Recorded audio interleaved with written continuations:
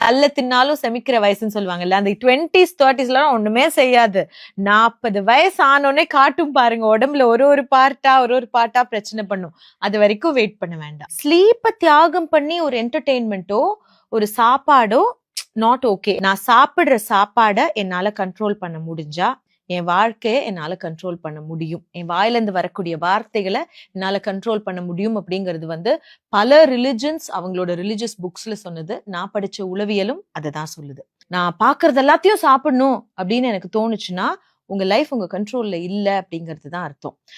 சில நேரங்கள்ல உங்களோட டியூட்டி டைம் அப்படி இருக்கிறதுனால நைட் நீங்க சாப்பிடுறீங்க அப்படின்னா உங்களோட சைக்கிளே இஸ் டிஃப்ரெண்ட். நீங்க கம்பேர் பண்ண முடியாது. பட் நைட் போயிட்டு 1:30 மணி 2 மணிக்கு ஹெவியான மட்டன் பிரியாணி ஐஸ்கிரீம் எல்லாம் சாப்பிட்டுட்டு உடனே தூங்குறதெல்லாம் not good for health. I might sound very boomer, ஆனா ஹெல்த்துக்கு அதுதான் நல்லது.